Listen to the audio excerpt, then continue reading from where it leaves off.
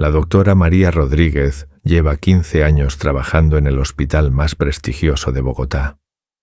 Anoche, durante su turno, vio a una enfermera entrar a la habitación del exdirector de policía Óscar Naranjo, pero esa enfermera no estaba en el personal del hospital. Y la condición de Naranjo empeoró súbitamente esa noche. Lo que María descubrió no fue un error médico. Fue un intento de asesinato cuidadosamente planificado. Y lo más aterrador es que los asesinos habían infiltrado el lugar donde Naranjo debería estar más seguro, el hospital. Eran las 11:30 de la noche del martes 15 de enero. La doctora María Rodríguez hacía su ronda nocturna en el 7º piso del Hospital San Carlos, la institución médica más exclusiva de Bogotá. Óscar Naranjo había sido internado 3 días antes para una cirugía de rutina de vesícula biliar. Era una operación simple, explica la doctora Rodríguez. Naranjo tenía 68 años, pero estaba en excelente condición física. Todo había salido perfecto. Estaba programado para salir al día siguiente. Esa noche, mientras revisaba las historias clínicas en la estación de enfermería, María vio algo que le llamó la atención. Una mujer con uniforme de enfermera caminaba hacia la habitación 704, la suite VIP, donde se recuperaba Naranjo. No la reconocí, cuenta María, y eso era extraño porque conozco a todo el personal nocturno. Llevamos años trabajando juntos. La mujer tenía aproximadamente 35 años, cabello negro recogido, mascarilla quirúrgica y llevaba una bandeja con medicamentos. Su identificación colgaba del cuello, pero desde la distancia, María no pudo leer el nombre. Algo no me cuadraba, dice la doctora. Su manera de caminar, como si no conociera bien el hospital, y llevaba medicamentos que no estaban en el protocolo postoperatorio de Naranjo. Pero ¿quién era esta misteriosa enfermera? Y más importante, ¿qué estaba planeando hacer en la habitación de uno de los hombres más importantes de Colombia? La doctora Rodríguez decidió seguir a la enfermera desconocida. Se acercó discretamente al pasillo que llevaba a la habitación 704. Lo que vio la llenó de una mezcla de confusión y alarma. La enfermera no siguió ningún protocolo, relata María. No verificó la identificación del paciente, no revisó su historia clínica, no chequeó los signos vitales. Directamente se dirigió al suero intravenoso. Desde la puerta entreabierta, María observó cómo la mujer extraía una jeringa de su bolsillo y la conectaba al acceso venoso de Naranjo. El exdirector de policía dormía profundamente debido a los sedantes postoperatorios. En ese momento supe que algo estaba terriblemente mal, dice la doctora. Los medicamentos de esa jeringa no estaban en ninguna bandeja del hospital. Los había traído de afuera. María se armó de valor y entró a la habitación. «Disculpe, ¿qué está administrando al paciente?», preguntó con voz firme. La enfermera se sobresaltó visiblemente. «Antibiótico profiláctico», respondió la mujer con acento que María no pudo identificar claramente. «Órdenes del doctor Hernández». Pero había un problema. El doctor Hernández no estaba de turno esa noche, y además, Naranjo ya había recibido su antibiótico 3 horas antes. Le pedí que me mostrara la orden médica, cuenta María. Empezó a tartamudear. Dijo que la había dejado en enfermería. Cuando insistí, de repente pareció muy nerviosa. ¿Qué contenía realmente esa jeringa? ¿Y por qué esta mujer mentía sobre órdenes médicas inexistentes? La doctora Rodríguez no se dejó convencer por las excusas de la falsa enfermera. Aprovechando su autoridad como médica senior, exigió ver el contenido de la jeringa antes de que fuera administrado. Cuando le dije que no podía proceder sin verificar la medicación, la mujer se puso extremadamente nerviosa, relata María. Sus manos comenzaron a temblar y empezó a sudar visiblemente. La mujer alegó que debía regresar por los documentos, pero María la detuvo. Le dije que esperara mientras yo verificaba en el sistema. Fue entonces cuando intentó huir. La falsa enfermera dejó caer la jeringa en su prisa por salir de la habitación. María rápidamente la recogió y corrió tras ella, pero la mujer ya había desaparecido por las escaleras de emergencia. Lo primero que hice fue llamar a seguridad, dice María. Luego llevé la jeringa al laboratorio para análisis de emergencia. Lo que encontramos me heló la sangre. El contenido de la jeringa no era antibiótico. Era una combinación letal de potasio concentrado y digitálicos, drogas que en esas concentraciones habrían provocado un paro cardíaco inmediato en cualquier paciente. Era un cóctel mortal, explica la doctora, disfrazado para parecer un medicamento rutinario. Si no hubiera intervenido, Óscar Naranjo habría muerto esa noche y habría padecido una complicación postoperatoria natural. Pero, ¿quién había enviado a esta asesina disfrazada de enfermera? Y más preocupante aún, ¿cómo había conseguido acceso a las áreas restringidas del hospital? Al día siguiente, el Hospital San Carlos inició una investigación interna de emergencia. Las cámaras de seguridad fueron revisadas y lo que encontraron confirmó los peores temores de la administración. La mujer había ingresado al hospital usando una credencial robada, revela el doctor Carlos Mendoza, director de seguridad del hospital. Pero lo más perturbador era que conocía perfectamente nuestros protocolos y horarios. Las grabaciones mostraban que la falsa enfermera había estado en el hospital durante al menos 2 horas antes del incidente. Había caminado libremente por los pasillos, había conversado con personal real, incluso había estado en la cafetería. No era una improvisada, continúa el doctor Mendoza. Había estudiado nuestras rutinas, sabía exactamente cuándo cambiar los turnos, cuándo estarían menos vigilados los pasillos, incluso conocía el nombre de algunos doctores.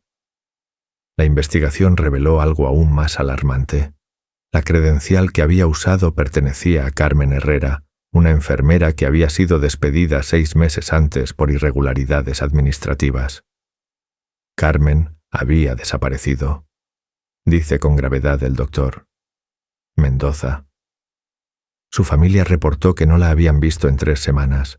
Encontramos su credencial en poder de una completa desconocida.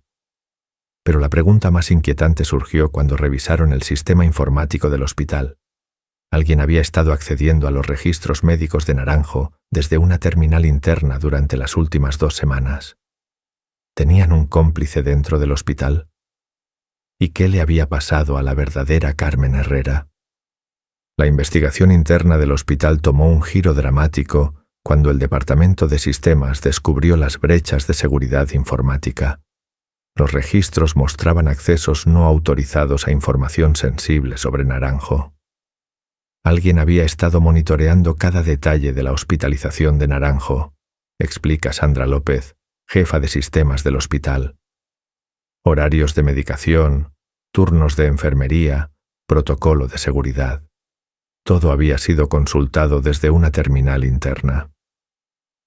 El rastro digital llevó a una revelación aterradora. Los accesos provenían de la computadora del doctor Alejandro Ruiz, cirujano cardiovascular con 20 años de experiencia en el hospital. Al principio pensamos que habían hackeado su cuenta, dice Sandra, pero cuando revisamos las cámaras era él mismo quien había estado consultando esa información a horas inusuales. Confrontado con la evidencia, el doctor Ruiz inicialmente negó cualquier participación, pero cuando la presión aumentó y se le mostró footage de él imprimiendo información confidencial sobre Naranjo, finalmente se desmoronó. No quería hacerlo, confesó Ruiz entre lágrimas. Me amenazaron. Dijeron que si no les ayudaba matarían a mi familia. Tenían fotos de mi esposa, de mis hijos, sabían dónde estudiaban, dónde trabajaba mi esposa. El doctor Ruiz reveló que había sido contactado 3 semanas antes por un hombre que se identificó solo como el coordinador. Este individuo había llegado con información detallada sobre la vida personal del doctor y una propuesta que no podía rechazar. Me dijeron que solo necesitaban información básica sobre Naranjo, continuó su confesión. Horarios, medicamentos, personal asignado. Dijeron que no le harían daño, que solo querían enviar un mensaje. Pero ¿quién era este misterioso coordinador? Y más importante, ¿por qué querían eliminar a Óscar Naranjo? La confesión del doctor. Ruiz abrió una ventana hacia una conspiración mucho más amplia y siniestra. Su testimonio reveló la existencia de una red criminal que había estado planeando el asesinato de Naranjo durante meses. El coordinador no trabajaba solo, reveló Ruiz durante su interrogatorio con las autoridades. Mencionó otros objetivos, otros pacientes problemáticos que requerían atención especial. Según el testimonio del doctor, la organización tenía infiltrados en varios hospitales de Bogotá y otras ciudades importantes de Colombia. Su especialidad era eliminar figuras importantes haciéndolo parecer complicaciones médicas naturales. Me mostraron un portafolio, continuó Ruiz temblando. Fotos de otros trabajos que habían realizado, políticos, empresarios, periodistas. Todos habían muerto en hospitales por aparentes complicaciones médicas. Pero ahora sé que fueron asesinados. La red operaba con una sofisticación aterradora. Tenían médicos, enfermeras y personal administrativo comprometidos en múltiples instituciones de salud. Cada operación era cuidadosamente planificada durante semanas. El caso de Naranjo era especial, explicó Ruiz. Dijeron que era una eliminación prioritaria, que sus recientes declaraciones sobre corrupción policial habían molestado a gente muy poderosa. Las autoridades descubrieron que el mismo grupo había estado monitoreando las actividades de Naranjo desde hacía meses. Sabían sobre su cirugía programada incluso antes que su propia familia. Tenían información que solo podía venir de fuentes muy cercanas a Naranjo, dice el detective a cargo del caso. Alguien en su círculo íntimo los estaba informando. ¿Quién había traicionado la confianza de Naranjo? ¿Y cuántas otras figuras públicas estaban en la mira de esta red asesina? Mientras la investigación en el hospital avanzaba, las autoridades intensificaron la búsqueda de Carmen Herrera, la enfermera cuya identidad había sido usada por la asesina. Lo que encontraron confirmó sus peores temores. Encontramos a Carmen 3 días después del incidente, dice con gravedad el detective Marco Vázquez. Estaba en un apartamento abandonado en las afueras de Bogotá. Había sido asesinada hace aproximadamente un mes. El estado del cuerpo de Carmen sugería que había sido interrogada antes de ser eliminada. Los forenses determinaron que había muerto por asfixia, pero mostraba signos de tortura prolongada. La mataron para robar su identidad, continúa el detective. Pero primero la obligaron a revelar información sobre los protocolos del hospital, las rutinas de seguridad, los códigos de acceso. En el apartamento donde encontraron a Carmen, los investigadores descubrieron evidencia adicional de la conspiración, computadoras con planos detallados del hospital, fotografías de múltiples empleados del personal médico y, más aterrador aún, dossiers completos sobre otros posibles objetivos. Tenían archivos sobre al menos 12 figuras públicas, revela el detective Vázquez. Políticos, jueces, periodistas, todos con información médica detallada, como si hubieran estado planeando múltiples eliminaciones. Entre los documentos encontrados había uno particularmente perturbador, un cronograma que mostraba que el atentado contra Naranjo era solo el primero de una serie planificada de accidentes médicos. Naranjo era la prueba de concepto, explica el detective. Si hubieran tenido éxito con él, habrían continuado con los otros nombres en su lista. ¿Pero quién financiaba esta red de muerte? ¿Y cómo habían conseguido acceso a información médica tan sensible sobre figuras públicas? La investigación tomó un giro cuando los investigadores comenzaron a rastrear el dinero detrás de la conspiración.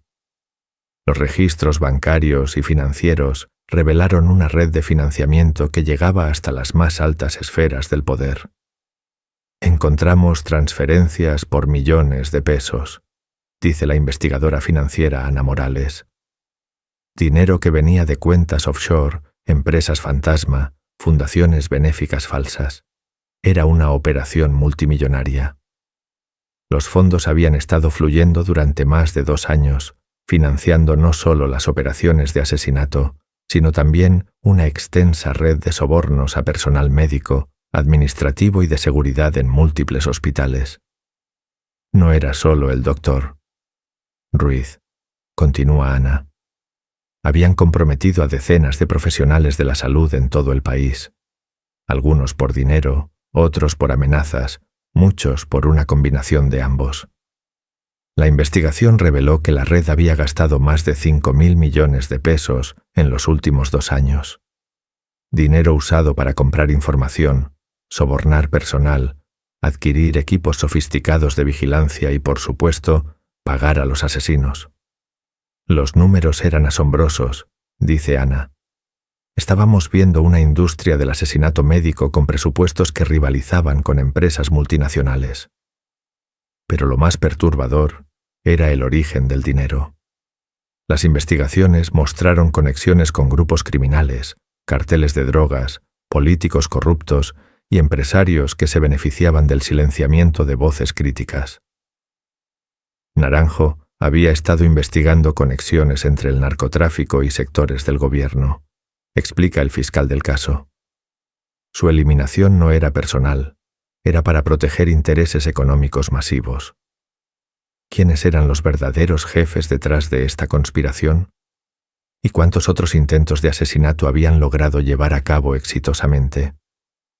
Con cada nueva evidencia, se revelaba que la conspiración contra Naranjo era solo la punta de un iceberg criminal de proporciones nacionales. La red operaba como una corporación del crimen con divisiones especializadas y objetivos a largo plazo. Tenían departamentos, explica el fiscal general durante una conferencia de prensa. Inteligencia, operaciones, finanzas, recursos humanos. Era una empresa criminal disfrazada de múltiples organizaciones legítimas. La división de inteligencia había estado recopilando información sobre figuras públicas durante años. Tenían expedientes médicos robados, historiales financieros, información familiar detallada e incluso análisis psicológicos de sus objetivos. Sabían más sobre estas personas que sus propios médicos, dice el fiscal. Conocían sus enfermedades, sus medicamentos, sus alergias, sus miedos. Usaban esta información para planificar métodos de eliminación que parecieran naturales. La división de operaciones había perfeccionado múltiples métodos de asesinato médico, sobredosis calculadas, interacciones medicamentosas letales, infecciones introducidas artificialmente, fallas en equipos de soporte vital. Habían convertido los hospitales en campos de batalla, continúa el fiscal. Lugares donde las personas más vulnerables eran completamente indefensas ante sus ataques. Los registros incautados mostraron que habían procesado exitosamente a 23 objetivos en los últimos 5 años, casos que habían sido catalogados como muertes naturales o complicaciones médicas, pero que en realidad eran asesinatos cuidadosamente ejecutados. 23 familias que nunca supieron la verdad, dice con dolor el fiscal. 23 crímenes perfectos que nunca fueron investigados porque parecían accidentes médicos. Pero ¿cómo habían logrado operar durante tanto tiempo sin ser detectados? La respuesta era tan simple como aterradora. Tenían protección desde adentro del sistema. La exposición de la red criminal que había intentado asesinar a Óscar Naranjo desencadenó la investigación más grande en la historia del sistema de salud colombiano. Los arrestos fueron masivos y las consecuencias llegaron hasta los niveles más altos del poder. Arrestamos a 67 personas, informa el director de la Policía Nacional. Médicos, enfermeras, administradores hospitalarios y, lo más impactante, 3 funcionarios del Ministerio de Salud que habían estado facilitando el acceso a información confidencial. El doctor Ruiz, a cambio de su cooperación, recibió protección para su familia y una reducción de condena. Su testimonio fue crucial para desmantelar toda la red y prevenir futuros ataques. Ruiz salvó muchas vidas al confesar, dice el fiscal. Si hubiera mantenido el silencio, muchas más personas habrían muerto en los próximos meses. La doctora María Rodríguez fue reconocida como heroína nacional por su valentía al intervenir y salvar la vida de Naranjo. Su acción rápida no solo previno un asesinato, sino que expuso una de las conspiraciones criminales más sofisticadas en la historia de Colombia. María demostró que una persona valiente puede hacer la diferencia, dice el presidente en una ceremonia de reconocimiento. Su coraje salvó una vida y protegió nuestra democracia. Óscar Naranjo se recuperó completamente de su cirugía y continuó su trabajo de exposición de la corrupción con renovada determinación. En su primera aparición pública después del intento de asesinato, agradeció a todos los que habían arriesgado sus vidas para protegerlo. Intentaron silenciarme en el lugar donde debería estar más seguro, dijo Naranjo, pero demostraron que hay más gente buena que mala en este país. La verdad siempre encuentra defensores. Los hospitales de todo el país implementaron nuevos protocolos de seguridad, sistemas de verificación de identidad biométrica y programas de entrenamiento para detectar actividades sospechosas. Nunca más un hospital será usado como arma de asesinato, prometió el ministro de Salud. La medicina existe para salvar vidas, no para quitarlas. Meses después se estableció una unidad especial de investigación médico-forense para revisar todas las muertes sospechosas en hospitales durante los últimos 10 años. Los resultados fueron devastadores. Se identificaron al menos 40 casos adicionales de posibles asesinatos médicos. El daño fue mucho mayor de lo que inicialmente pensamos, admite el jefe de la unidad especial. Pero al menos ahora las familias tendrán respuestas y los responsables enfrentarán la justicia. La enfermera falsa que había intentado envenenar a Naranjo nunca fue capturada. Se cree que huyó del país inmediatamente después del incidente fallido. Pero su rostro quedó grabado en todas las cámaras de seguridad de Colombia, convirtiéndola en una de las personas más buscadas del país.